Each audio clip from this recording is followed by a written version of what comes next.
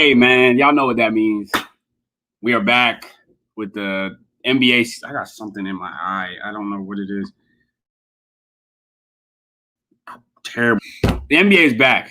We are back after 4 months off. It's been a very long time without some type of live sports. And thankfully, the NBA has brought a well put together, well thought out, detail oriented plan other than, obviously all the people flying back and forth from strip clubs. We won't talk about that. But hey, the NBA is back. We're back. I'm sorry I didn't get you guys on Monday. I just felt like I should have saved this episode for today just because of the NBA returning and whatnot. That way we can have, enough juicy content for today's episode. And we do. We definitely do have a lot of content. So I hope you guys stay tuned for the entire show. I have my coach coming in, Coach K.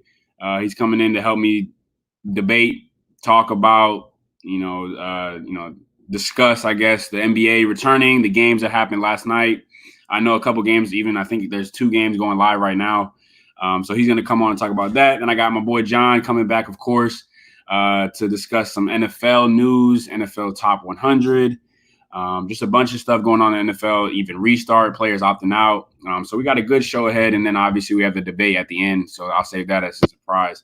But make sure you guys, if you guys are new, subscribe, hit that notification bell, and we'll get started here in a little bit. Let everybody kind of just get on in, get settled, and get comfortable.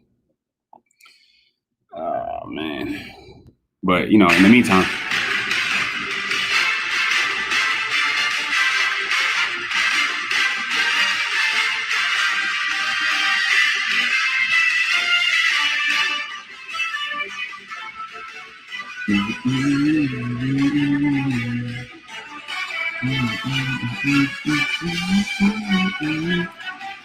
Let me see where the coach is at real quick, actually, before we get started.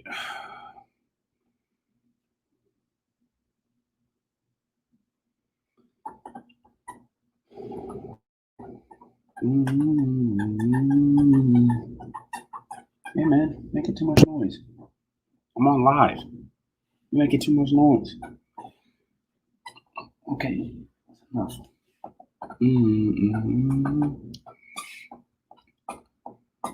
All right. I will let Coach kind of just do his own thing with that. In the meantime, I'll go ahead and get started with this first segment, guys, and everybody comes in. Obviously, it'll be a lot better. So this first segment is a new one. I got it off the Colin Cowherd show, The Herd. So I think it was a very interesting topic, and obviously I'm biased in this, so I'm going to say it was a very, very, very great topic. But it's called Dis or Dak. I don't know if you guys have seen it or not, but I saw it and I felt like I had to put it on here. So basically we're going most QBs. I'm not going to say every QB in the league. We're going most QBs or Dak Prescott, and then you guys get to choose. I get to choose, whatever. His list is going to be shown. So I'm going to show his video. Obviously, I'm going to mute it, though, just because of the images and whatnot. And I'll just go through the video and show you guys. His list is very disturbing because he has guys over Dak that I would never in a million years put over Dak. He even, takes his time and hesitates over some players. So we're just going to go ahead and get into it, guys. Let me go ahead and share the screen with y'all. And if anything mishaps, I'm sorry. Just text me or whatever. Let me know. Okay, so got that going, muted that. So like I said, this first segment is going to be called Dis or Dak, basically going off the Colin Cowherd show, The Herd. So let's go ahead and get started. The first one that they talk about is Russell Wilson or Dak Prescott. This one's an easy one. This one's a no-brainer. I'm not even going to discuss this one. Russell Wilson. Clearly the better thrower, better playmaker, and obviously a better leader. The Seahawks wouldn't be where they are without Russell Wilson. So he deserves every penny of his new contract that he got recently. The next one that we are going to discuss, as you see Colin picks his, Jared Goff or Dak Prescott. This one was one of those disturbing picks that Colin picked.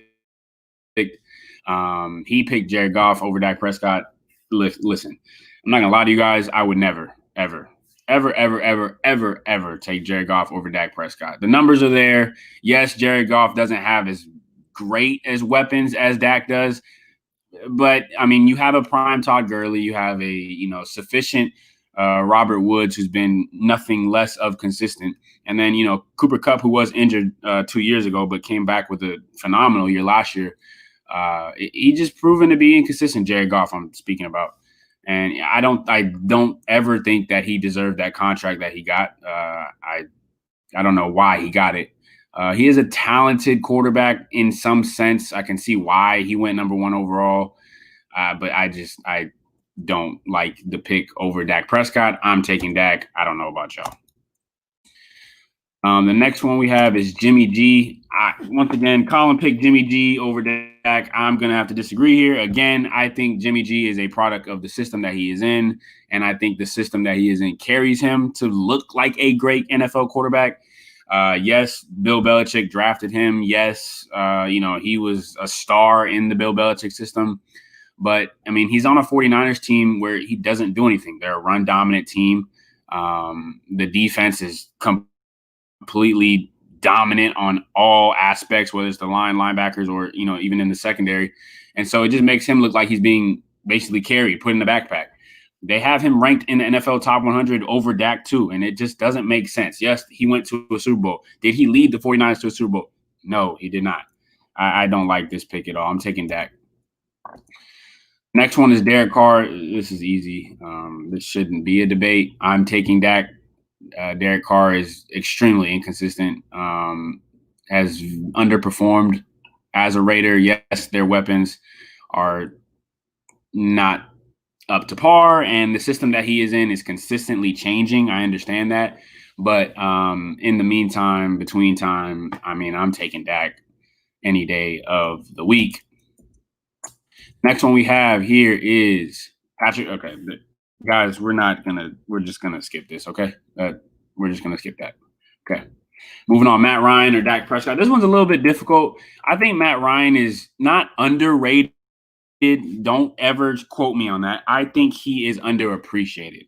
Yes, he cannot make plays with his legs. I understand that. He is, one of the more of the least, I should say, one of the least mobile quarterbacks in the NFL behind Brady. But I'm going to have to go with Matt Ryan here. I think he has a better arm. I think he's a better NFL quarterback when it comes to his throwing arm and his throwing accuracy. He does have a top 3 receiver in Julio. But, I mean, if we're being honest, he spreads the wealth. He does spread the wealth. Austin Hooper had a great year last year. Obviously, Calvin Ridley's doing amazing. And without a sufficient run game that they've had over the past 2 years without Devontae Freeman, he's been able to hold his own weight when it comes to the Falcons offense. So I think I'm going to take Matt Ryan here over Dak. Let's see. Next one we have Teddy Bridgewater. I don't understand why this is a debate or why he was even put into this question. Teddy is always injured. He hasn't proven to be a great NFL throwing quarterback. He is a great dynamic playmaker, and I do believe he is going to thrive on that new Carolina team. However, I am taking Dak simply because of experience. And that's all I have for that. Like I said, I don't know why Teddy was on this list. This one's interesting. They both have their similar they both have their question mark plays, right? Kirk Cousins is really goofy. He throws these passes that are just what are you doing?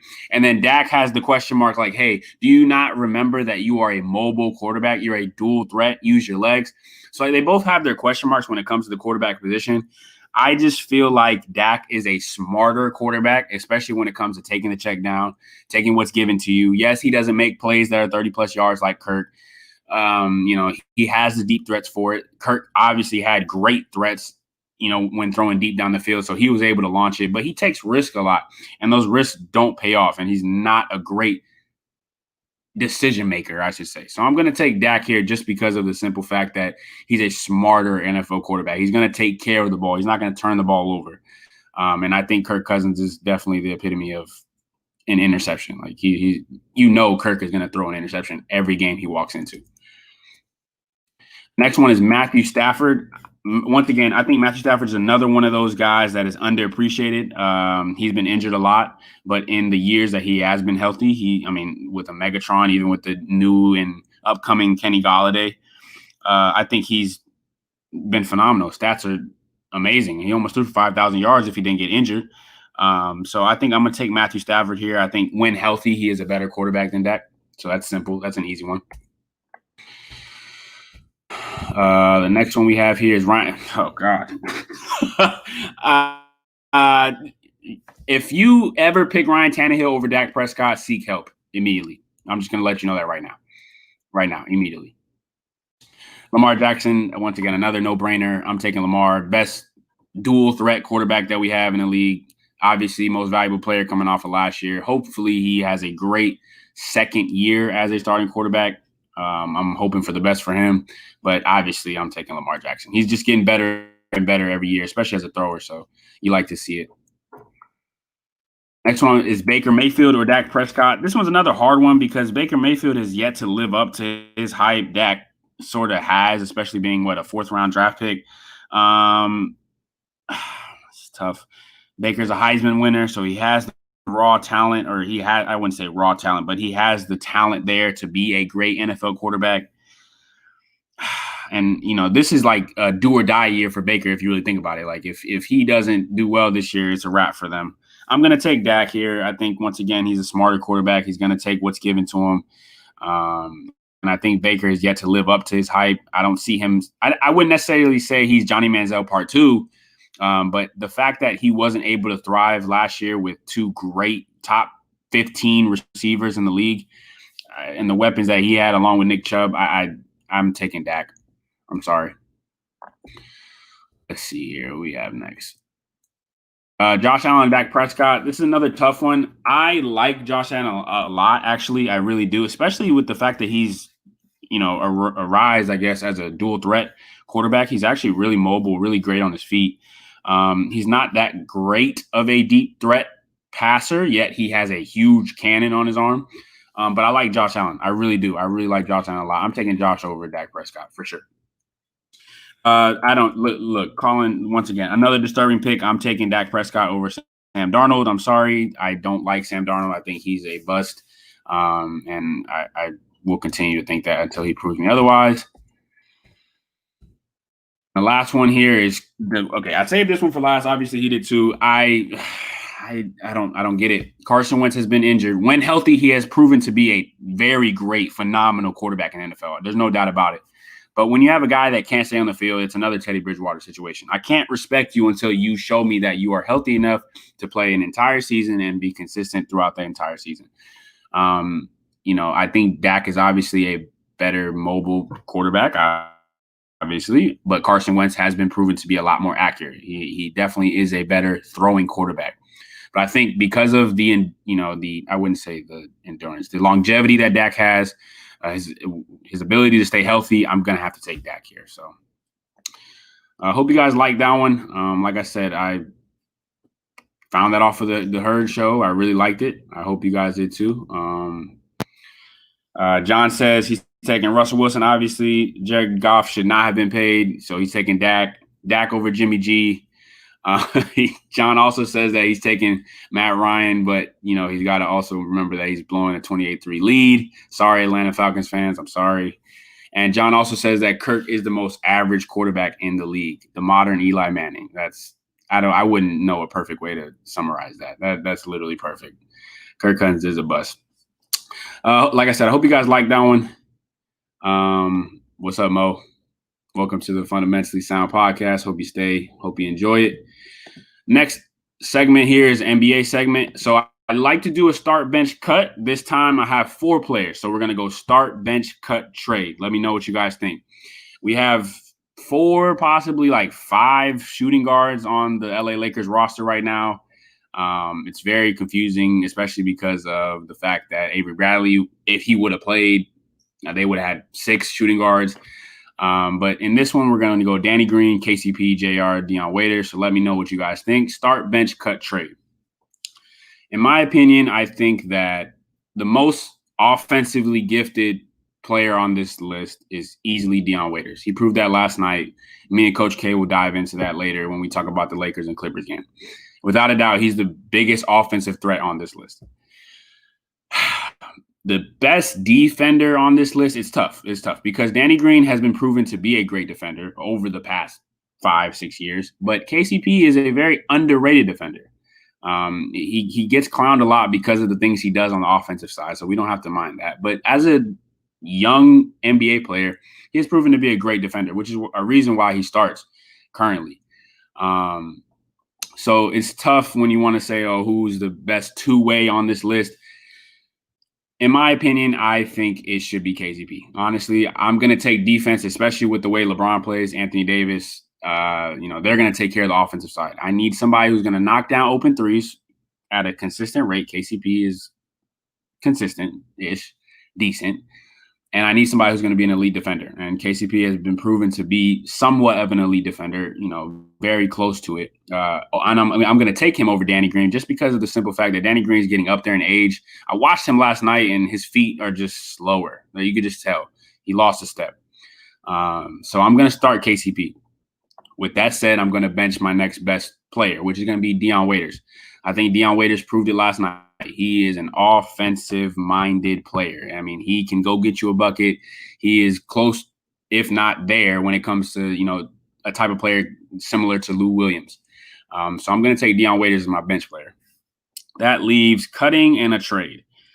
This is tough. This is very tough because I didn't get to see JR last night. So it's tough to say like, oh, JR, he has championship experience. He's proven to knock down shots, proven to be a great defender. I've said that on the podcast before. However, I don't know what this new JR 2 years off of playing NBA basketball is going to look like. Danny Green didn't look good either, though. Yeah, I'm not going to lie. Danny Green didn't look good. He had 1-2 open shots, but he's a subpar defender now. It's tough. I'm going to cut JR, though, because I think I can trade Danny Green and get good pieces for him. Currently, I don't think a lot of people would trade for JR at his age and at his level of playing basketball that he might be at. So I'm gonna trade Danny Green, cut JR. So once again, I'm gonna start KCP, bench Dion Waiters, trade Danny Green, and cut JR. Let me know what you guys think in the comments. John says Dion is a spark off the bench, so he's gonna bench him. Danny Green is trash, but teams will trade for him. Agreed. KCP is the best all-around player, even though he has mental lapses on offense. And then I'm cutting, and he's going to cut JR as well. So I like that. I like that pick. I like that pick a lot, John. All right, guys, that's enough for the pick'ems. Moving on into the next this is part of our segment. I'm going to bring Coach K in. Coach K, me and you are going to sort of dive into the NBA, what you saw last night, biggest takeaways. So without further ado, everybody welcome in Coach Kenny Plummer. How you doing, Coach? All right, my mic was muted. What's up, brother? I'm doing good, man. How are you? What's up? I'm happy. I'm definitely happy. It feels good. Hey, can I give you my start, bench, cut, and trade? Go ahead. Let me hear it. What you got? I had KCP starting, Dion Waiters off the bench, trade Danny Green. I think you can get the most trade value for him. For sure. Just based off his championship pedigree, right? Right. And it hurts me to say, but cut JR. I was about to say, I know it hurts. I wish I would have seen more of him last night. I really do. Yeah, well, you know what? And so I'll say it like this. Maybe we'll see something come about, right? Yeah. So I think they're still trying to figure out the roles of all those guys as well. So maybe we'll see something come out, and then we can keep JR on the squad. Yep, I was just going to tell you that. I was going to say the same thing. I think they're just figuring the rotations out, figuring out who gets the most minutes when it comes to playoff time. So I'm pretty sure JR will get the same amount of minutes that Dion got yesterday. So just got to wait and see. But I like that. I'm glad we agreed on that. Yeah. So the first thing before we actually dive into highlights of the NBA, Coach, I want to talk about a little pregame support that you saw. The Black Lives Matter stand-ups. You saw, not only players, but you saw coaches, referees, just a few images here that I'm going to show. Right. Just give me your thoughts on everything that the NBA has done, putting the Black Lives Matter on the court. Just give me your thoughts and considerations for all the things that the NBA has done. Yeah, no, I think it's big, man. I think the NBA has hit the mark as far as what is concerned. But again, so the conversation's been, that's fine when the conversation is at the forefront, right? And everything is right in front of our face. But how are they going to continue the movement after the fact? How is this going to go into next year and the years after that? That's kind of where I'm I'm looking at it right now, man. But again, to take nothing away from the NBA, salute to them as far as doing what they need to do. But I will be honest with you, I'm waiting to see what the next however many years look like, and if they continue the movement. That's where I'm truly at. I don't think the NBA could go against it, right? With the Right. majority of the league being African American, I don't think they could go against it. So I would say it's easy for them to go with it right now, but how they move forward with it, man, is going to be monumental. For sure, without a doubt. I definitely have to agree with you. It's going to be interesting to see what the new normal is. Are we going to continue to kneel? Are we going to continue to show support, whether it be through T-shirts or on the court? Right. But it'll definitely be interesting to see. Yeah. The other thing too is I don't know if you saw, but Jonathan Isaac, he actually chose to stand during the national anthem, along with the fact that he actually took off his Black Lives Matter T-shirt. Or I don't even think he went on the court with it. Right. Some notes from that, he said in an interview, he said that Black lives still matter, but I shouldn't have to basically kneel or wear a shirt in order to state that. What are your thoughts about that? So I seen that this morning. So I don't know the whole reasoning behind it.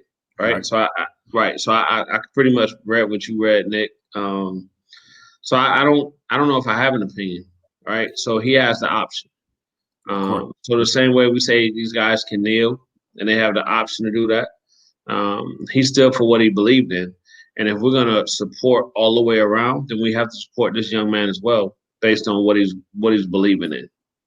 And if he can verbalize or not even justify, because I don't know if it requires a justification for what he did, but in his heart of hearts, if he felt that was the right thing to do, I have to salute that guy as well for standing for who he is and just believe, he's coming from a positive place. For sure. He's getting a lot of heat from it, especially on social media. So and that's that, Nick. I don't think that's fair. It's not. Right? I don't think that's fair. So it's like either you do what we say do, or you're not down with the cause. And to me, I think that's BS. Right? So everybody doesn't have to move the exact same way in order to feel or have the thought process or want to bring about change. So I think that's definitely unfair to that young man. For sure, for sure. Another thing too was he said that it had a lot to do with religion too. So you obviously have to respect that and his beliefs. He said that basically kneeling is something you should only do to God. And so obviously respecting his beliefs, respecting his ideals is important when it comes to a situation like this. But I definitely agree with everything the NBA has done. I'm definitely looking forward to see what's in the future, what's in the next 5-10 years when it comes to this support. Right. So I would ask you just a question, man. So did Pop didn't kneel last night, right? Yeah. So the pictures I seen, he didn't kneel. So is he getting the same flack? I mean, I don't think he is, right? But he's been outspoken as far as with his support and all of those things and saying things need to change. But he didn't kneel based on, and I think that's primarily for him going through the Air Force Academy. So that means something different to him. All right. So how are we going to judge this young man right here when he chooses not to kneel, but it doesn't mean he's not down with the movement? Sometimes I think we get wrapped up in actions versus what's really going on. So, for sure, without a doubt, I definitely agree with you, Coach. Moving on into the NBA, the basketball, the highlights, the good stuff that we now finally have. First game up was the Pelicans versus Jazz, Coach. Kind of some quick stats I'm gonna throw at you really quick about this game. The Jazz ended up winning the game 106-104. Jordan Clarkson led the way for the Jazz, 23-5-3. Donovan Mitchell had 25-5. For the New Orleans Pelicans, BI, smooth game from what I saw, 23-8. And then Drew Holiday, another solid, very underrated game, 25-4. And then Zion is a key stat, obviously, as well. He had 15 and 13 minutes. You can dive into that if you want. What is your biggest takeaway from the game? And then you can dive into the Zion thing yourself. Utah looked all right. So the Pelicans, I don't know if they're playoff potential, right? So when I looked at the standings this morning, they're not really up there. I don't think they're going to make the playoffs. So the fact that they're there, I think it's basically to sell tickets or to get viewers, right? So you have to have Zion in the bubble to make this Yeah. thing work, right? Now, playoff wise, nah, I think Brandon Ingram played pretty good last night. New Orleans showed some flash that they're going to be there within the next couple of years. I definitely agree that. But as far as the game, and I would even say that even more because you didn't play Zion in those crunch minutes, Mm-hmm. right? So you know you're in a playoff race. You know you got this guy on the bench that's been electrifying as far as being out on the court, and then you sit him. So I get all the, being he wasn't there. He had 5-on-5 scrimmage wasn't going. He hadn't gotten into any of those. They're trying to be careful with him. I get all of that. Oh, yeah. But if the game's close like that, come on, man. We all played ball before. So I get it, right? You want to protect your franchise. Got you. But to me, that doesn't sound like you're trying to push to get to the playoffs. For sure. I definitely agree with you. There was a report that came out. Well, first, he said in the interview, he said, yeah, I got to respect what they're doing. They're trying to save me or whatever. They're just He trying had to say that. He had to, right? And then a report came out saying that he was pissed. He was pissed. Right. He didn't play. He's a competitor. Right. Yeah. I mean, that came from high school to the Duke days, and now he's been injured from the whole beginning of the year. And then the time when he is fully healthy, you sit him in the last 5 minutes pushing for a playoff spot, I'd be upset. That, and they use the excuse that he hadn't been playing 5-on-5 in practice. Come on, man. Right. And the other side of it, let's not forget, even though he's not going to win Rookie of the Year, he still got that on his shoulders as well. He got a chip on his shoulders about that. Yep. Let me go out here and work. So, yeah. My dad says I agree. It's not about this season. Zion is there for looks only. That's straight up facts. Yep. I mean, if it wasn't even in the bubble, they wouldn't even be playing him. Right. But I definitely agree with your points. I think Utah looked good. They were sluggish early. I don't think they have enough to push for a semifinal spot. I think they get kicked in the first round, in my opinion. They're lacking scoring. They don't have enough of it, in my opinion. You know who I was very impressed with? Jordan Clarkson. Oh, yeah. He was spark. He was all over the place. Literally. All over the place. The energy that he brought to that team last night. First of all, I didn't know who it was. I was like, who's this guy running around with these braids? Yeah. Well, there's like 4 of them connected into. I was like, who's right. that? And then once I realized who it was, I was like, man, this guy's all over the place. Yeah. But he stood out. Right. So if you watch the game at all, he stood out from a standpoint that was like, you had to figure out who this person was. He had energy on both sides of the court. Oh, yeah. And he was pushing the tempo. He was putting pressure on the defense to get back. So, yeah, I don't know, man. I think once they get their legs back under them, and Rudy Gobert. Yeah. He's a difference maker. You can say what you want about him being silly and with the whole Corona stuff and all that type of stuff, but this guy's a difference maker, man. Oh, yeah. He is. I mean, he's 12-12. He's going to defend the hell out the paint. That's what his job is. But it's the energy. The energy that those guys had on the bench as well was crazy. Oh yeah. For both games, even the games today that I saw, the bench is going to have to provide some type of energy with no fans there. Right. But we'll see how Utah does. On the New Orleans side, like I said, B.I. is a stud. Hopefully he stays in New Orleans. I really like him there. I think he can feed well off of Zion and them. The person that disappointed me a lot is my guy Zoe, though. I don't know if you saw him. He looked sluggish. Coach. I don't know. His shot, he went 2 for 15 or something like that. Yeah. Didn't get no stops on Mike Conley. What's your thoughts on Zoe? So, not necessarily him, but I think those guys overall, because I think like Brandon Ingram's, 22 years old? Yeah, 22, 23. Right? So that's a young team, man. Yeah. So now they have to not only – I think they were starting to catch some momentum right before the season ended, and then it stopped. So then now they're on break for X amount of months, and now it's like pick back up. Oh, and now we're playing. Right. And they just couldn't match that intensity. So I think it's all based on experience. I think once their experience level comes up, so I'll give them a year or two, right? Oh yeah. And they get some things under their belt. But I don't think that they came out and they pretty much got punched in the mouth coming out and was like, whoa, what's going on? Yeah, that's true. Yeah. That is true. And I think it's Ole Miss is Zion too. You gotta remember them two before the hiatus happened, they were 1-2 punch. Yeah. So it shows you the impact that Zion has as a whole. Yeah. John said Clarkson's a very underappreciated because he's never been on a good team. I mean, he hasn't. He's always been on the Lakers post Kobe. And then the Cavs. He was on the Cavs a year ago. So yeah, right, because he got traded from the Cavs over to Utah, right? Mm-hmm. Yeah. So it's good to see him playing on a contender. It is. Yeah.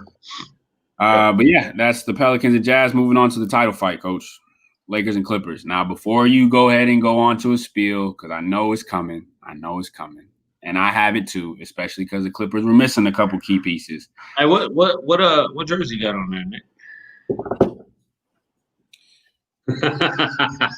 So is there a bias? No, never that. We're going to come at this at a very equal slate. Quick stats, Coach. Lakers won 103-101. Kawhi had 28. Paul George had a smooth 30. I mean, he was playing out of his mind. AD was doing his thing. He didn't look like he slowed down a beat. And LeBron, we all know he started a little sluggish, but I mean, his stat line 16, 11, and 7, shot 6 for 19, though. Yeah. What's your takeaway from the LA game? Actually, nothing. And the reason I say that is because it's the first game, pretty much, that these guys were both trying to fill each other out, right? So you can make the excuses or the reasoning of the Lakers. Oh, if Lou Will and what's my man from Louisville? Yeah, if they were playing and the Lakers played the same way, the game wouldn't have been close because they would have had that scoring power off the bench.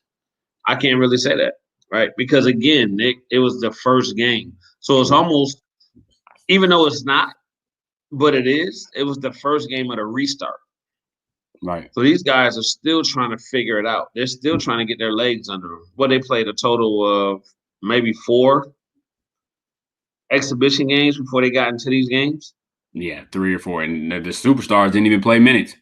Right. So then you got that aspect of it, right? And you got these guys that weren't able to even go out and work out, majority of them, during this break or this time off. So we're throwing them into a game that's supposed to be a blockbuster game 5 games in after coming back. Right. We know how these NBA guys are, right? They're not pushing the envelope. The other side of that, the Lakers know where they sit in the Western Conference standings already. Mm-hmm. So what exactly is their motivation? Right? You're already at the top. So it's basically just finding some type of chemistry. So I'm just going through the motions at this point because you guys aren't going to catch me. The Lakers are going to go into the playoff setting as the number 1 seed. Right. You guys aren't going to catch me. Now it allows me to get my legs together. It allows me to do a couple things and get right. Now when we meet in the playoffs, that's what's going to be the true test, because by that time they'll have multiple actual games that mean something under them. Exactly. I mean, that's the biggest takeaway I took away from LeBron. Like, you could just tell it's been a while. Year 17, and you take 4 months off, LeBron James is not going to come back hitting threes, driving, attacking hard. He's not going to come back the same. He even changed shoes at halftime. Like, you can tell it's a fill-out game. Exactly. That's all it was. It was a fill-out game. I mean, AD and PG, they was battling all night, though. And you could tell that AD and PG, I wouldn't necessarily say PG, but AD is always going to be there. That's the thing about AD. He's always going to be there. Yeah. But, I mean, my takeaway is the same as yours. I took away nothing because, honestly, this was I want to say a statement game, but because it's a regular season game in the span of an 8-game season, to which they're at the top, there's no motivation to even reach to another seed. I just think it was a statement game to say, hey, we're back. The NBA is back. So, exactly. And that was more important for the NBA than it was for those individual teams.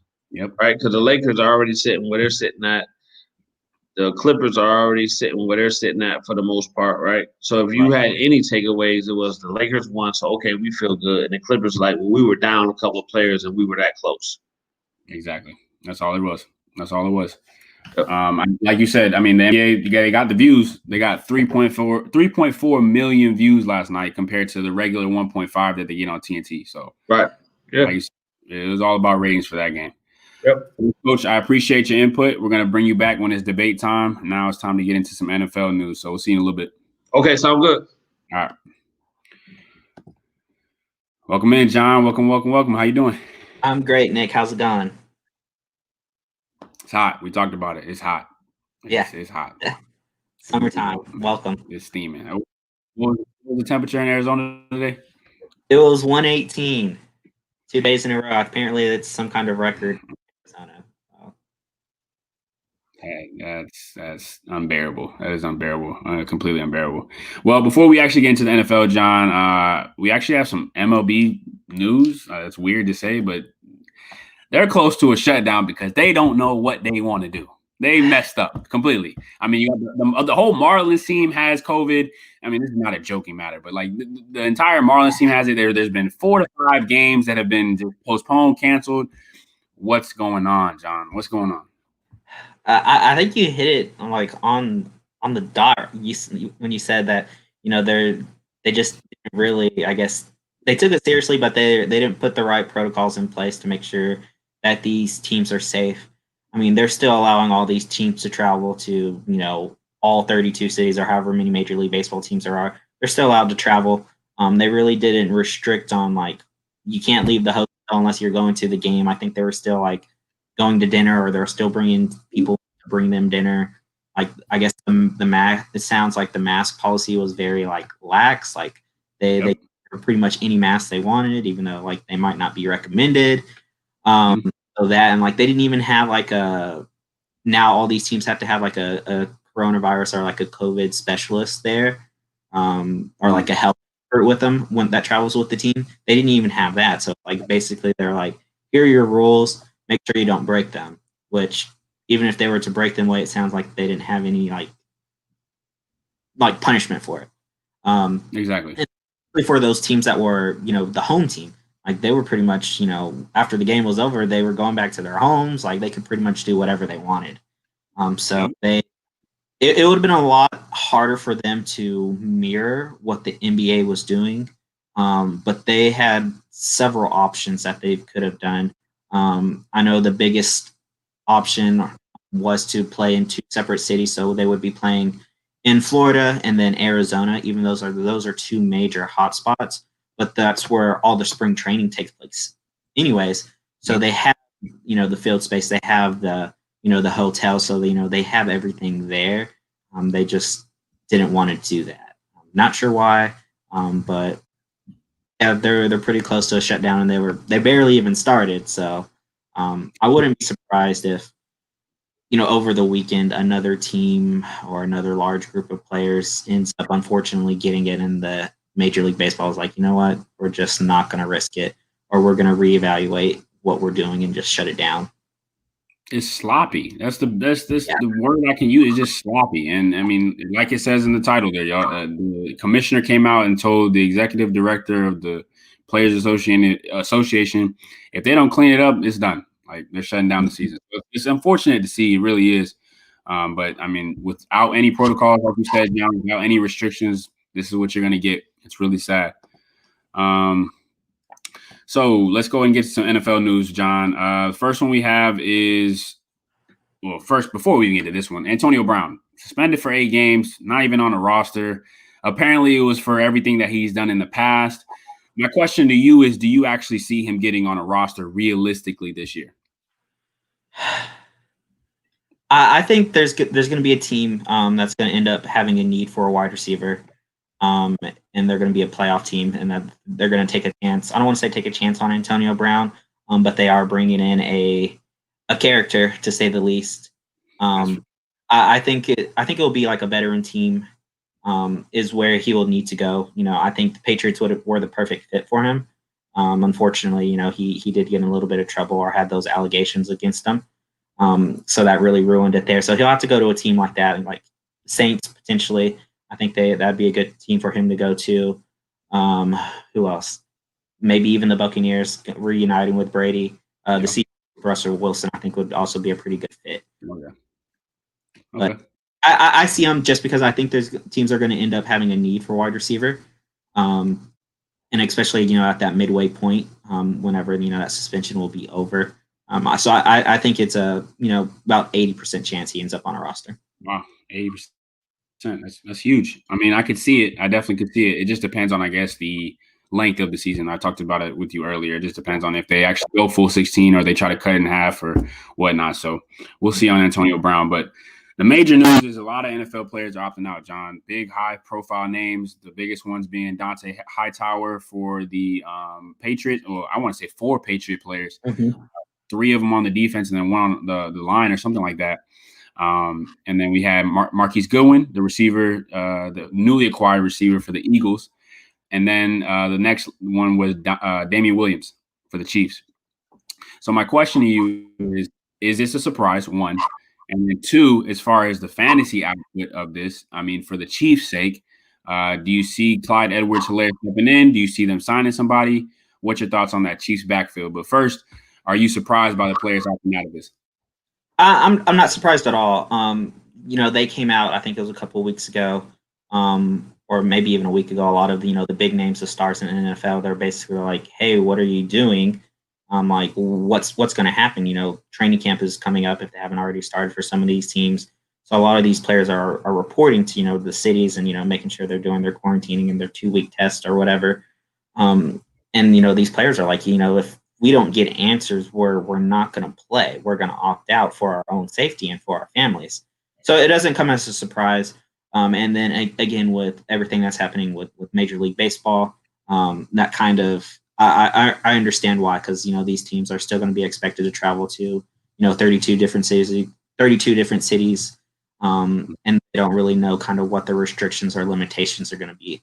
So it doesn't come as a surprise. I'm just waiting for, I guess, a bigger domino to fall. One of these MVP candidates, or all-pro player to kind of step down or not play, or even like a head coach to be like, you know what, I'm going to opt out of this season for my health. I think once that domino falls, then either more players are going to, or the NFL is really going to take it seriously. But no surprise at all. Okay.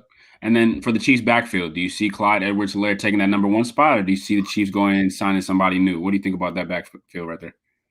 I think both. So I see them, they drafted him for a reason. And it really is the next man up for the Chiefs. I mean, it's unfortunate that Damian Williams isn't playing, but he's doing it for all the right reasons, for health reasons, which perfectly understand. But again, it really is the next man up for them. They still have Patrick Mahomes, they still have weapons on the outside, and they still have a great coaching staff. So I feel like they're going to hand him the reins, but I still think it's going to be a committee, a running back committee. I think I think what's his name, Devontae Freeman's still free agent. I'll be surprised if they brought him in, or at least another player or two, just to at least give some competition and give someone with a little bit of veteran experience, or at least NFL experience, at least early on in the season, just to take some of the workload off of him. And then as the season progresses, give him full reins of the offense. But I think he's going to now for sure be the day 1 starter, with some limitations, just because I feel like they're going to bring in a veteran running back. For sure. I definitely see them signing a veteran just to help out, just in case. But like you said, they signed him for a reason. The talent's there. Now they just got to implement him into the new system. Okay, so Rich Kendall, I have no idea who this is, but hey, Rich, subscribe to the notification gang for me. He says that they already have Darrell Williams. I think that's his name. Yeah, they have Darrell Williams, but he hasn't really been much of a factor for the team. I think he's a special teams players from my understanding. But I mean, they do have him. I think he's in his 3rd year now. Right. He's been in that system, so who knows? But I just don't know if they trust him or not, because why would they draft someone else? Right. That's what I'm thinking too. I think if they really wanted him to be that next guy up, they wouldn't have drafted CLE, but or CLA. I'm sorry. My dad says that he's not a good back, and he wore out at the end of the season last year. My dad would know about Chiefs running backs. Trust me. He drafted all of them. And he says the Chiefs will definitely sign another back. It's a lot of work on the rookie's shoulder, so he agrees with you. And then Rich has a question real quick for you, John. He says, who is the best two NFC teams? Man. His are the Saints and 49ers, just to kind of put that out there for the viewers. So who are yours, John? I like the Saints pick. Again, that's a very tough division. Just again with Brady entering that group, but I'm going to go with the Saints just because they're always a safe pick. You never want to bet against them. Right. So I take the Saints, and I gotta say, I hate to say it, even though this is my team, I'm going to go with the boys. Yes, sir. I'm very confident in them. I think, again, the weapons that Dak has this year, a new coach, that defense is still going to be solid, and that division is very, very bad. Mm-hmm. I think the Eagles are still overrated. The Giants and Redskins are going to win a total, 4 games total between the two of them. Yep. That's just because they have to win 2 games total because they play each other. So. Oh yeah. I agree. I like that. I'm going to replace the Saints with the Seahawks, John. I think that was my third pick. Yeah. I think the pickup of Jamal Adams puts them a little bit over the top, especially because they were missing some type of secondary help. And then I can't bet against Russell Wilson. I don't know why, but I just can't. I think this is the year that they figure it out on the defensive end. They get the Legion of Boom Part 2 back. So I like the Seahawks, and I'm going to just say the boys. I'm not going to go into explanation there. Y'all know how it is. Yeah, I think, again, going back to the start of the NFL part, if they were to sign Antonio Brown, that would give Russell Wilson probably the best receiver he's ever played with. Like he's always had good receivers, but he's never had a true, Pro Bowl caliber player, like game changer. So having Antonio Brown, if he can still do the things that Antonio Brown used to do on the field, it just gives them another weapon for Russell, which is amazing. Like he puts up amazing numbers without having anyone on his team. Yep, agreed. Rich, I appreciate your feedback here, man. You're all over the place in the chat, so I appreciate that. I hope you stay tuned for us. He says Seahawks are probably better than the Saints, but not San Francisco. I'm not going to believe in the 49ers hype this year. I think Jimmy G is not enough, and I don't think the defense is going to be as good as they were last year. And then I think they're missing or Monster's trying to get a trade or something like that. They lost a receiver and he's going. I just don't think they have enough on the offensive end to sustain another Super Bowl run. But hello, Rich. How are you? Next thing, John, we're going over the top NFL 100 list real quick before we get into our debate. Just to kind of give a brief rundown of the top 10 for everybody. I'll share my screen. 1 second. So the top 10 is a little bit interesting, John. There's definitely some shockers on this list. I'm not going to lie to you. The biggest one that popped out to me is, of course, Ron Gil. Okay, that's not. Hello. Top 10, 99 overall Madden is superbly overrated. The other one, the big debate, why is Patrick Mahomes number 4? Behind Lamar Jackson is a big mistake. And, obviously behind Russell Wilson is a big mistake as well, especially after winning a Super Bowl. Do you have any surprises or do you have any picks that you like in this top 10? There's a lot of surprises to me in this top 10. Shoot. Number 1, like I'm very surprised Lamar was ranked number 1. He's only played really he's coming into his 3rd year, but he's only played about a season and a half. And yeah, he's put up great numbers. But I personally think Patrick Mahomes and Russell Wilson should be ranked ahead of him. I could see it being Patrick, Russell, Aaron Donald, then Lamar. That's kind of how I would rank the top 4. And then seeing George Kittle, Stephon Gilmore, Derrick Henry in the top 10 also came as a surprise to me.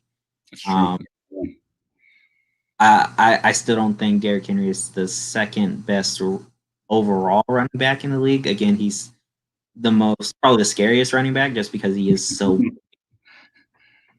he's insane. But I would still put Zeke, Saquon ahead of him. Sure. And then George Kittle, I think he's the second best tight end in the league. I think Travis Kelce's better than him. Yeah, so, that's it. It's 7. 7 is high for a tight end. Yeah, I mean, like I don't even remember what Kelce was. Kelce is number 18. Yeah, yep, I see that.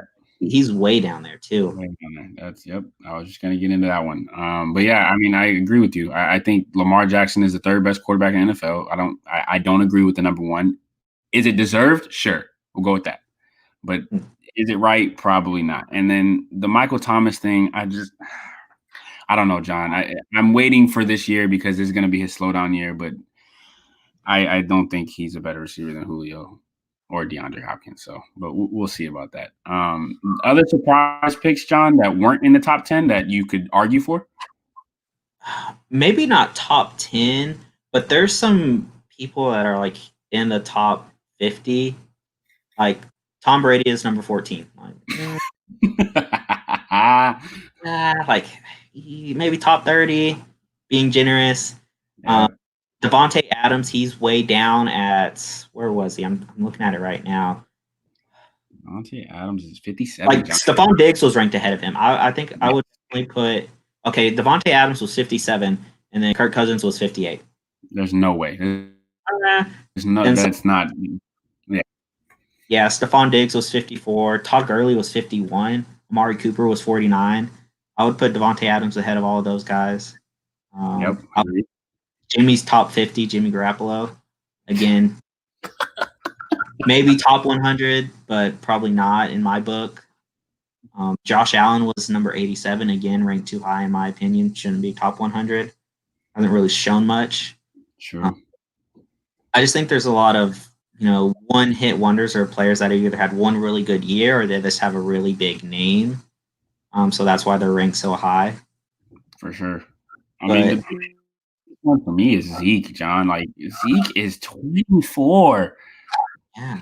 24. Tom Brady, Chandler Jones, Drew Brees, and even Dalvin Cook is Cameron Jordan is above Zeke. That's crazy. Yeah, and like Saquon's 31. It's ridiculous, John. This is a bad list. You can tell it was voted by players. You could just tell. Some other honorable mentions that didn't make the cut. Our boy D-Law from the Cowboys. Leonard Fournette was 110. That's interesting because he actually had a pretty decent year last year. Justin Simmons is a great safety for the Broncos. That's a good one. Kyle Van Noy's old, so I can see why he was 106. And then, I mean, everybody else on this. I mean, Kevin Byers is a good one too. But everybody else on this list is pretty much average, so I can see why they missed out on the top 100. But yeah, I mean, it was an interesting list. It was very, very, very, very, very interesting. A lot of debates. We can go all day on that. But I'm glad we did. So that's the NFL for you guys. Now we're going to bring back Coach K, and we're going to get into our debate section. Debate. I love it. Welcome back, Coach. What up, Nick? I don't know if you guys have ever been introduced to each other. John, this is one of my great legendary coaches that I've been mentored, influenced by, Coach K. And then John is another one of my mentors I met in college, Coach. So if you guys have been introduced before. Nice to meet you, Coach. John. Hey, but don't say legendary like I'm old, man. You're getting up there. You know that. You're getting up there. All right, fellas. Quick debate one for this episode. We got the top 5 players under the most pressure in the bubble. Obviously, we're not doing top 5 players, just top 5. Who has the most approved and who is under the most pressure? I'll go ahead and start off so that you guys can get a little bit last minute thoughts. My 5th one is going to be Russell Westbrook. I think him and James Harden, you can go either one, but they have probably the most pressure. And when it comes to their duo themselves, because they are underachievers, to say the least. Right. He's going to come in at my number 5. My 4th one actually proved me wrong. I think it's Paul George. I think Paul George has been out of the conversation when it comes to the Lakers versus Clippers. You always talk about LeBron, Kawhi, AD. That's the only conversation that happens. Paul George is under the most pressure because he has to perform as the second part of the duo. He was also put, I think, in the top 10 when it came to NBA players in the bubble. I didn't agree with it. Last night, again, he proved me wrong. So I think 4 is going to be Paul George.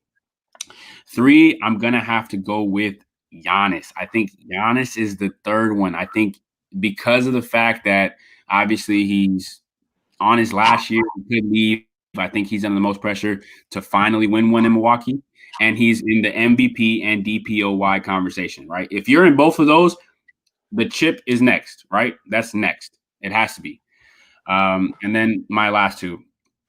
It's interchangeable, but the one spot I think is deserved of that spot. So 2 is going to be LeBron. I think it's LeBron.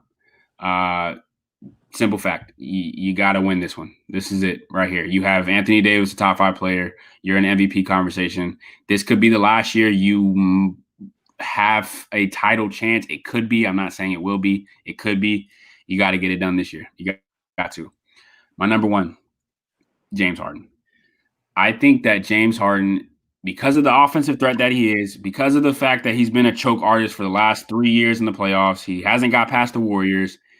He's under the most pressure, guys. He is. He's too good of an offensive player. He's too good of an NBA basketball player. He leads the league in points per game, leads the league in all things shooting the ball. He's under the most pressure. He has to win this year. If it's not this year, then I'm calling him a fraud and, so on and so forth. So going again, 5, Russ, 4, PG, 3, Giannis, 2, Bron, 1, James Harden. John, I'm going to let you go second. Coach K, save the best for last, hopefully. Who's your 5, John? Man, that's tough. I think this 5 spot or this 5 and 4 spot could be several different players. Joel Embiid. I think Russell Westbrook is very deserving of it. Jason Tatum, Kemba Walker, some of those guys, for the Celtics. Even some of those Utah Jazz players, Rudy Gobert, Donovan Mitchell. But I'm going to go with Ben Simmons. Wow. I think, again, the hype that surrounded him coming out of college, and then, just being on that 76ers teams where they do have a lot of really good pieces. They do have Joel Embiid. They had Jimmy Butler last year and Tobias Harris. So I think Ben Simmons, again, people always knock him because he can't shoot the ball.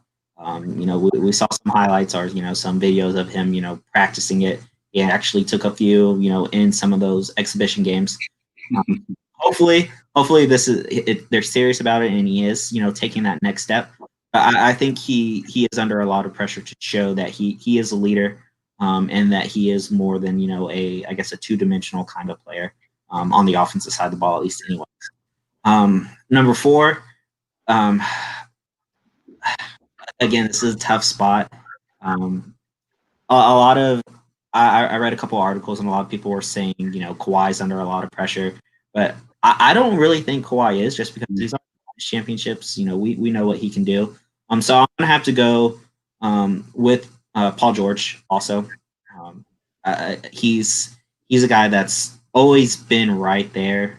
Again, whenever he was with the Pacers and when he was healthy, it was him versus LeBron. Quite often, who's the best player in the East. Whenever he was with OKC, he had those few years with Russell. And he just never really lived up to expectations. Last year he had, an MVP caliber season, but then, just kind of disappeared in the playoffs. I think he's under a lot of pressure, especially, going out to LA, even though he's on the other LA team, most people would say. But, being with Kawhi, he is under a lot of spotlight and under a lot of pressure. So I think him would be number 4. And then 1, 2, 3, it's hard to argue with you on 1, 2, 3. So I think I'm going to put LeBron at number 3, just for the sake of not copying you exactly.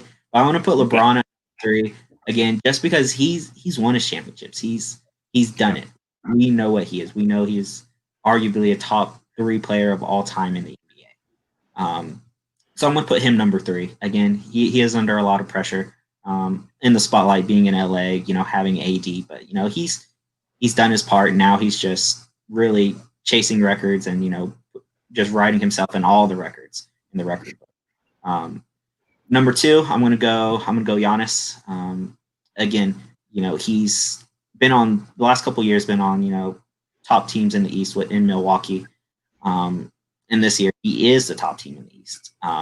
and he really does have a lot to prove. You know, coming off an MVP season, could easily repeat MVP again this year. And he does have some solid weapons around him. So I think that just for that reason alone puts him at number 2. And it is, you know, contract year for him too. So if they underperform again, does he leave? Does he stay?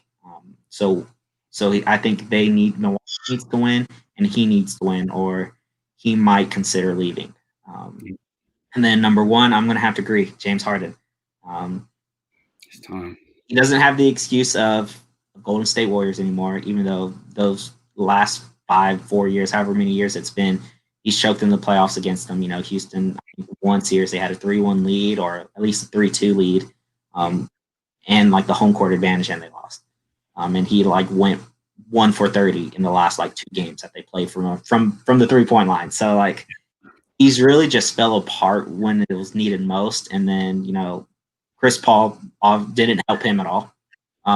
So they traded him for Russell. And it seems to be better chemistry. I guess they get along better, at least because, you know, they're friends off the court too, I believe. So, but I still think he's under the most pressure. Just, you know, like you said, he is such an offensive threat. I just looked at the score for their game. It's 42-45 starting the second quarter, and James Harden already has 23 points. Points in 9 minutes. Hey, he's gonna do it. He's gonna do it. Only in the regular season. And they're losing. So regular season. Yeah. But yeah, I think I would have to go James Harden number 1. Wow. Listen, John, I obviously I agree with the top 4. I love it. The 5th one is tough though. Ben Simmons. That's a big one. I know you've been talking about Ben a lot, so that's an interesting one there at 5. Coach, you're looking like you got an interesting list over there. You better have an interesting list. You've been sitting upon it doesn't differ too much from what you guys had, but I think my number 5 is gonna rattle you a little bit. Okay, all right. So, what you guys want me to start at number 1? You want me to start at number 5? 1. Okay, so number 1 is LeBron. Okay. Number 1 is LeBron. The height, shortened season, number 1 in the West. You did all this stuff before the break. You got to close the deal. Right. Number 2, Giannis. Right, Greek freak. Again, brought it up. He's in a contract year. What's going to happen? Are you going to show up in the playoffs? True. Right. If you want to be that true superstar, what are you going to do to push your team over the top?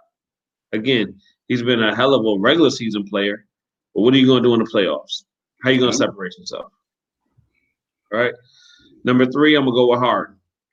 Right. Regular season Harden. That's what we call him. Yeah.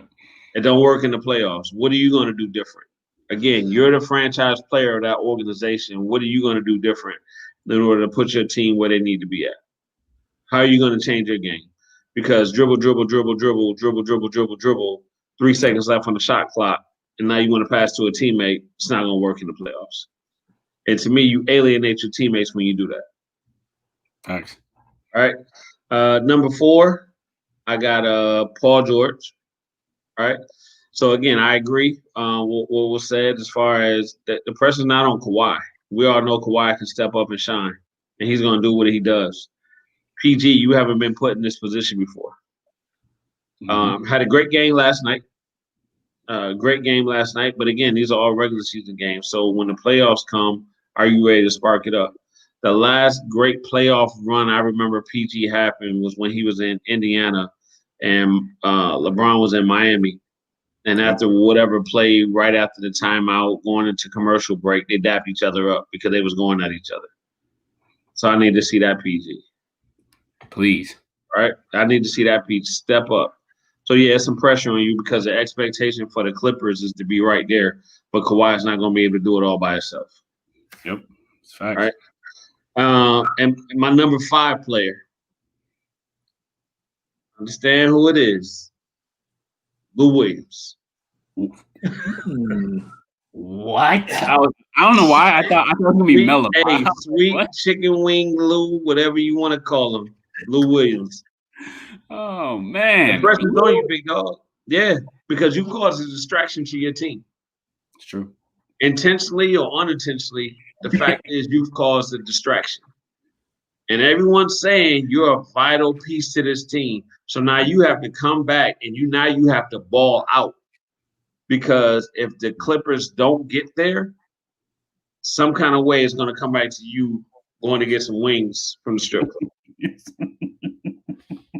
So some pressure on you, big man. All right, coach. I never got your opinion or like your like take on that. You're in Georgia. You're close to Atlanta. I am very, very close. Did he go get chicken wings and get it to go? Here's the thing, Nick. I'm gonna say this like this, and I'm gonna keep certain people out of the story. But I've been to that establishment, that fine establishment. Didn't know that they had wings there, Nick.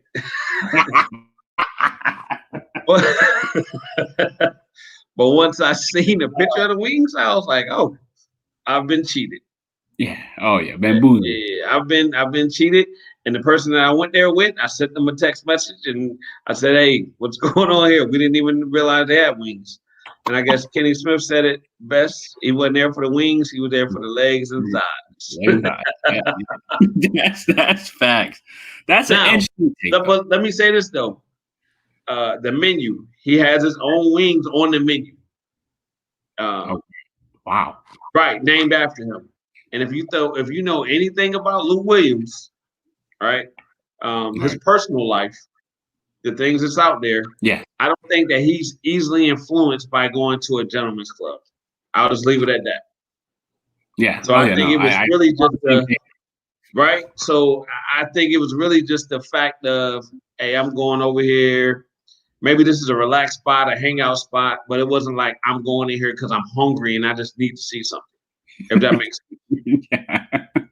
If you can read between the lines, Nick. Yeah, no, we're on the same wavelength, especially his personal life. I totally agree there, 100%. Yeah. But that's interesting. Number 5. That's high. That is high. But I can see why. I can see the reasoning behind that, especially because if they, like you said, if they underperform and so does he, man. So if regardless if this is a month from now, 3 months from now, whatever the case may be, if they get all the way, let's say they get all the way to the Western Conference Finals and he doesn't perform the way that he's supposed to, people are still going to bring that up. Yep. Yeah. And one doesn't have anything to do with another. Because what if he's at a regular restaurant getting something to eat? Does the same thing or the same conversation happen? God, no. Exactly. God, no. Exactly. It's sad. I mean, and they took a picture of him with his mask on. So he had his mask on. he was following the rules. Was he following the rules, though? That's the question at hand. But the world may never know. The world may never know. John, my dad says it's regular season for James, so of course he has 30 points in the first 10 minutes. Exactly. Oh man, that's gonna be interesting. We'll see how that game pans out. Gentlemen, before we leave, one last question for you guys. After seeing the Lakers, after seeing maybe the Bucks, if you guys saw them, all these other title contenders, John, we'll start with you. Do you still have your same Lakers versus Bucks prediction? Do you have any dark horses coming up? What's your championship run looking like? Yeah, I'll have to keep the same. I it's still round 1 of, games coming back. Clippers look good. I think it'll be interesting to see coaches, take on Lou. He could have been a missing piece. He's, a 20-point per game player. They lost by 2. He could have made a big difference, if he was playing. So let me ask you, John, a question just on that statement, right? So do you believe that's gonna so what was your take on that game last night? I was surprised how well AD played, to be honest. Again, he's a top 5 player in my book, but the way LeBron was struggling and just to see AD really carry that team until the fourth quarter came around to where LeBron really stepped up. It showed a lot. It showed me a lot. Just because we've never really seen AD in the playoffs, and I think he made it like once or twice on really bad teams. So That team is so scary whenever if AD stays healthy. Like that, AD and LeBron is just name a better duo in the NBA. So yeah, it'd just be interesting to see, LeBron playing, at his level, but then the Clippers having Lou Williams. Right. Like, I guess what would have been a bigger difference? Well, I think Lou will definitely make a difference, but I think Nick, you told me the guy's name. Yeah, Montrezl Harrell, I think is going to make a bigger difference. Yeah, I think he is. So I think they're trying to load up, but I think ultimately it's going to come down to the guys that they've already had on the rosters. Is going to make the biggest difference.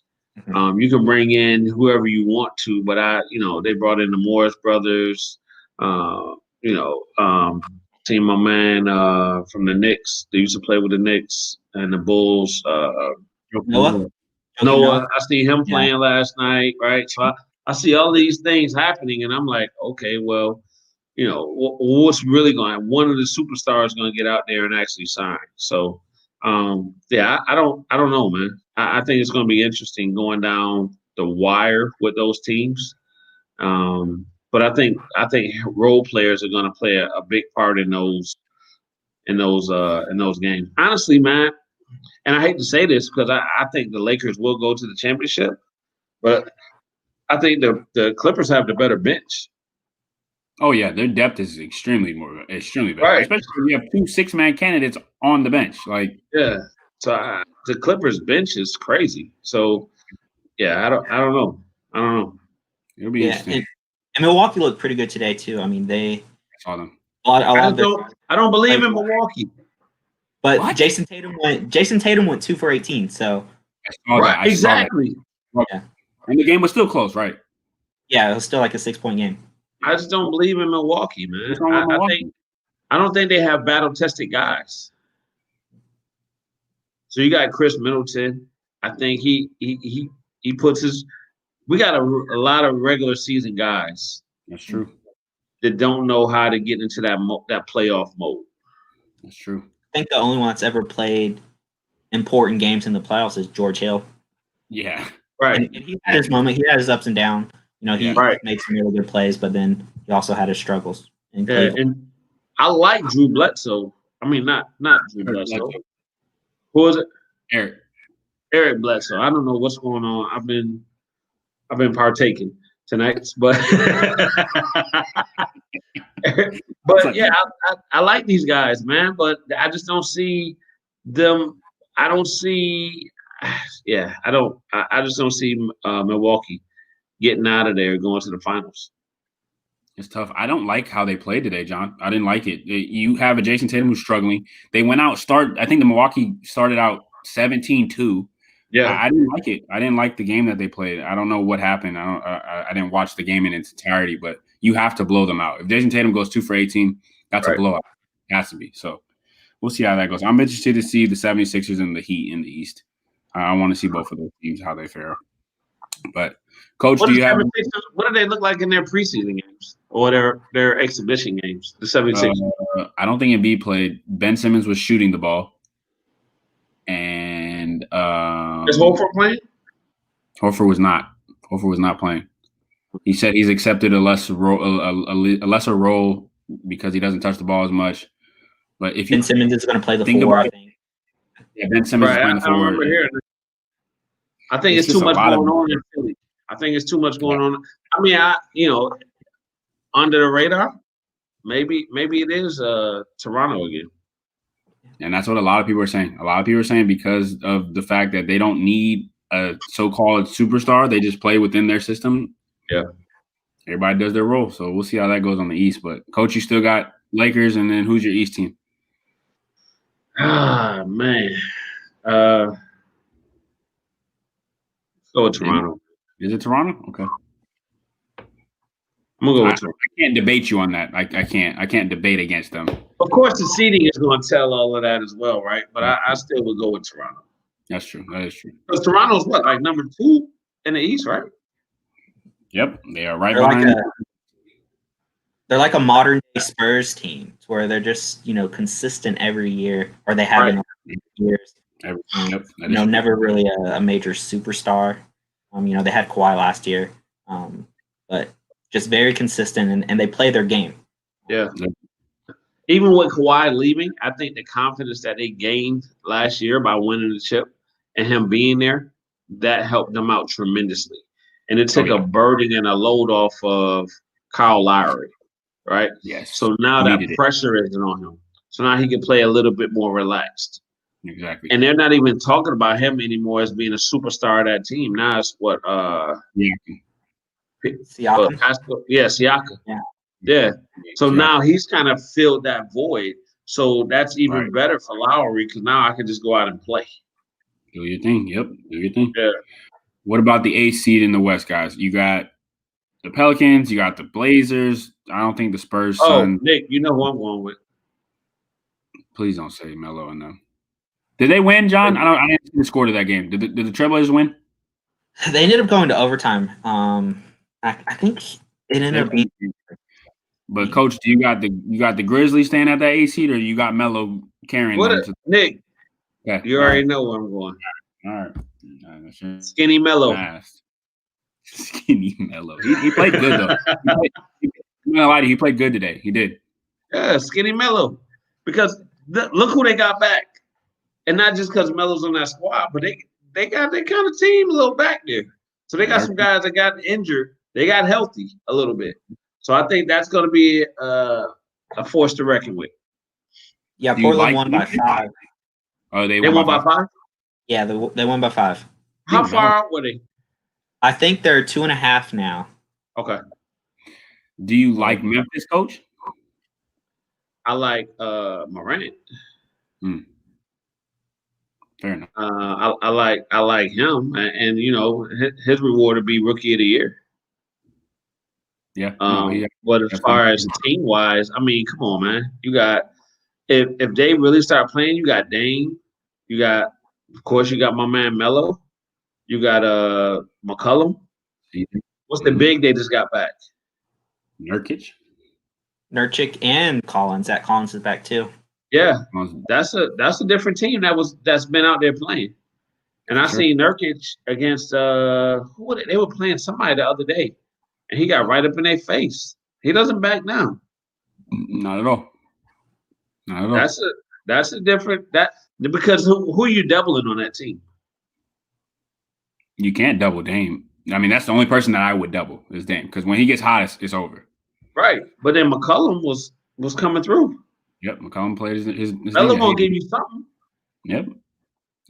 I agree. Then you got Nurkic down on the block, and then they got guys that can come off the bench. Oh yeah. I think in my opinion, I think the Grizzlies will stick it. I think they'll stick the AC, but I think the Trailblazers are a better 8th seed opponent for the Lakers. Because if they play the Lakers, that's scary. What's this playing thing that they have? So if the 8th and the 9th, if the 9th is 4 games back from the 8th, 4 games or less, then it's a play-in tournament. How many games? Like a best of 3. So right now, the play-in tournament will be between what current standings between Portland and the Grizzlies? Either Portland and the Grizzlies or the Pelicans and the Grizzlies. I think the Pelicans were 9. Okay. So it's and I think if there is a third team in there that's 4 games or less, then they all 3 play the tournament. Really? So, Portland just has a very tough schedule. They have Boston, Houston, Denver, Clippers, 76ers, and Dallas. Oh my God. Whose schedule is that? That's the Trailblazers. That's who they have. Oh, man. Only pretty much guaranteed win they have is Brooklyn. That's the only guaranteed win. And they did it on purpose. Memphis has a hard schedule, too. That's who has, like, the second easiest schedule. Zion. The Pelicans. Yeah. I think Memphis has the Spurs next. Let me pull up their schedule real quick. Yeah, where are the Spurs sitting? 11. Well, I don't know, something like that. They're like 7 games out or something. Why are they there? Because they technically still had a chance. They have like a 2% chance of making it. So this season is going like what for the next 2 weeks or something? Then they're going to start. Guys, teams are just gonna start going home. Yeah, like the Suns. The Suns have like a 0.1% chance of making the playoffs, and they're there. So it was one of those where you weren't technically eliminated before the break, so we're gonna bring you in, but pretty much you're out of here. Yeah. Memphis still has the Spurs, Pelicans, Utah, Oklahoma City, Toronto, Boston, Milwaukee. So kind of teams That's from a, the that's a pretty that's a pretty tough schedule. Yeah, it's gonna be interesting. It's gonna be interesting. Yeah. All right, gentlemen. Well, I appreciate you guys coming in. I appreciate you guys' feedback, your input, all of it. I'm really blessed to have a great group of guy friends, family like yourselves. I hope you guys enjoy the rest of your weekend. I look forward to seeing some more basketball, talking some more basketball. So we hope to see you guys on the podcast again soon. So appreciate you guys. There you go. Hey, appreciate it, Nick. John, nice to meet you, brother. Nice to meet you too, Coach. I'll see you later, Nick. All right, we'll talk about it later. All right.